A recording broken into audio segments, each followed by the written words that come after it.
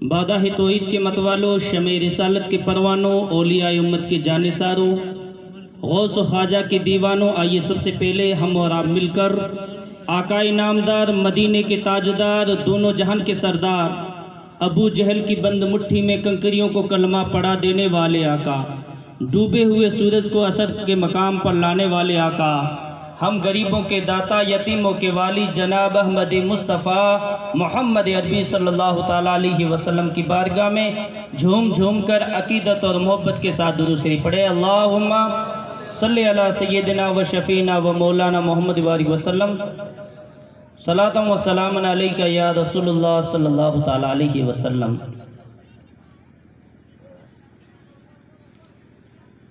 जिंदगी जिंदा दिली का नाम है, जिंदगी जिंदा दिली का नाम है, मुर्दा दिल क्या खाक जिएगा।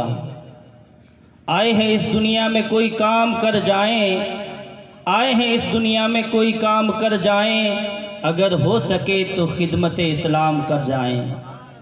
ये खामोश मिजाजी तुम्हें जीने न देगी, ये खामोश मिजाजी तुम्हें जीने न देगी। अरे इस दौर में रहना है तो कोहराम मचा दो। अब तो सुभान अल्लाह कहो।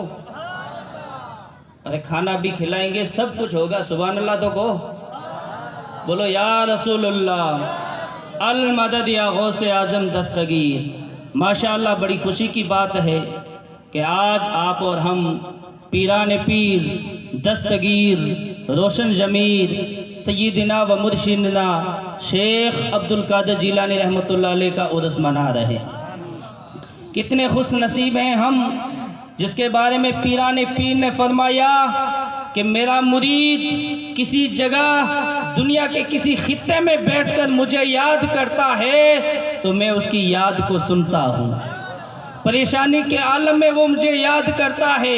अगर मेरा मुरीद मशरिक में है और मैं मगरिब में हूँ, मेरा मुरीद मशरिक से मुझे पुकारता है तो मैं मगरिब से दौड़कर उसकी मदद के लिए आ जाता हूँ। उस पीर के हम मुरीद हैं और उसी गौसे पाक का बेटा जिसके बारे में आला हजरत फरमाते हैं कि तेरी नस्ल पाक में है बच्चा बच्चा नूर का, तू है आईने नूर, तेरा सब घराना नूर का, वो तशरीफ ला रहे हैं। और मेरा इमाम आगे फरमाता है कि क्या बात रजा उस चिमनिस्तान करम की, क्या बात रजा उस चिमनिस्तान करम की, ज़हरा है कली जिसमें हुसैन व हसन फूल। हम इतने बस बिल्कुल खामोशी के साथ बैठे हैं। वो गौस पाक का लाडला प्यारे मुस्तफ़ा की औलाद आ रही है जो हमारे को चार्जिंग करने के लिए आ रही है। पहले से हम डाउन बैठे हैं, इसलिए कुछ अपना जोश बताएं। और यहाँ ये खामोशी हमें जीने न देगी, इसलिए कोहराम मचाना पड़ेगा। और आज का दौर ऐसा चल रहा है कि अगर हम मोमिन मुसलमान आज के दौर में छुप कर बैठेंगे तो कोई आकर हमें रूंद कर चला जाएगा। इसलिए हमें अपनी ताकत को पहचानना पड़ेगा, हमें अपना वक्त दिखाना पड़ेगा, हमें अपनी औकात बतानी पड़ेगी, तब जाके किसी गैर को भी पता पड़ेगा कि मुसलमानों के अंदर दम है। कब तक यूं बैठे रहेंगे? इसलिए हम जिस पीर के मुरीद हैं वो हमारा पीर लाजवाब है, उसका कोई जवाब नहीं है। पीर उसको कहते हैं जो पीर मुत्तकी हो, परहेजगार हो, कामिल हो, अकमल हो, जो नमाजों का पाबंद हो, तहज्जुद का पाबंद हो, शरीयत मुस्तफ़ा का पाबंद हो। अरे गाले की ढाने वालों, हम जिस पीर के मुरीद हैं, ऐसा पीर अगर हम दुनिया के अंदर ढूंढने चले जाएं तो ऐसा मुकम्मल कामिल पीर हमें कहीं नहीं मिल सकता।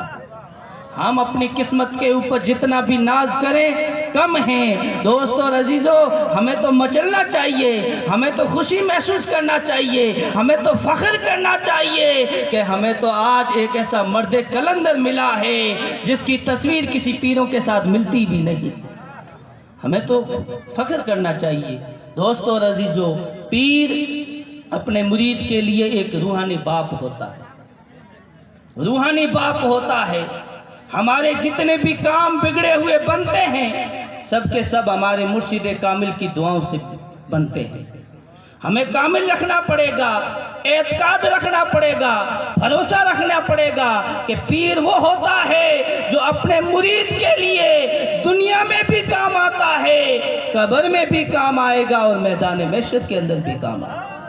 یہ اعتقاد اور بھروسہ رکھنا پڑے گا۔ پیر اسی کو کہتے ہیں، پیر ہونا چاہیے تو پیر محبوب الہی جس کا نام نظام الدین اولیاء ہے، اور مرید ہو تو میر خسرو جیسا مرید ہو۔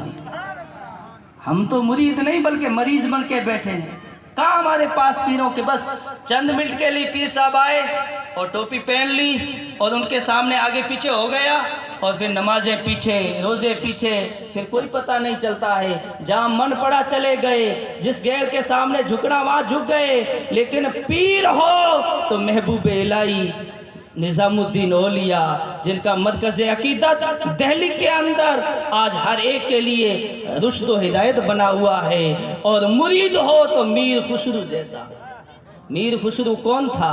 ایک بہت بڑا شاعر تھا، فارسی زبان کا شاعر تھا، اور بڑے بڑے مشاعروں کے اندر جا کر جیت حاصل کرنے والا میر خسرو تھا۔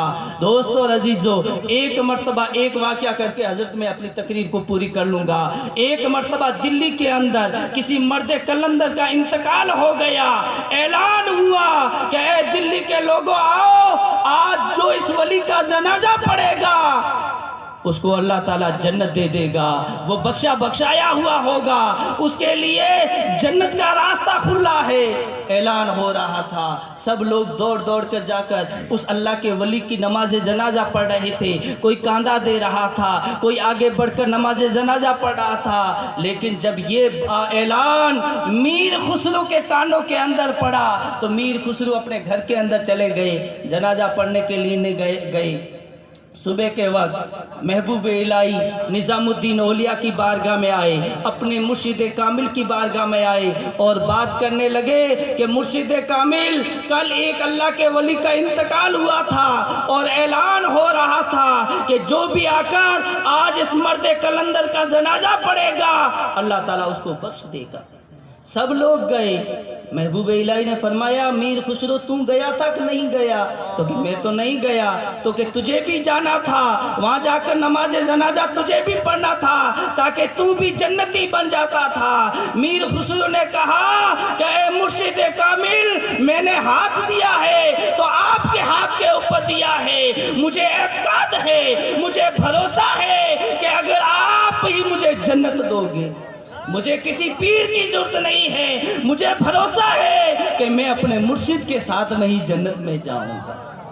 ایسا پیر ہونا چاہیے، ایسا مرید ہونا چاہیے۔ بھروسہ رکھے تو اپنی پیر کی ذات کے اوپر رکھیں۔ جتنے بھی بگڑے ہوئے کام بنتے ہیں مرشد تیرے ہی کرم سے بگڑے ہوئے کام بنتے ہیں، یہ عقیدہ رکھنا چاہیے۔ اللہ رب العزت کی بارگاہ میں دعا ہے کہ اللہ تعالی ہم تمام کو اپنے مرشد کریم کے بتائے ہوئے نقش قدم پر چلنے کی توفیق و رفیق عطا فرمائے، سب کو نیک بنائے، نمازی بنائے۔ السلام علیکم ورحمۃ اللہ۔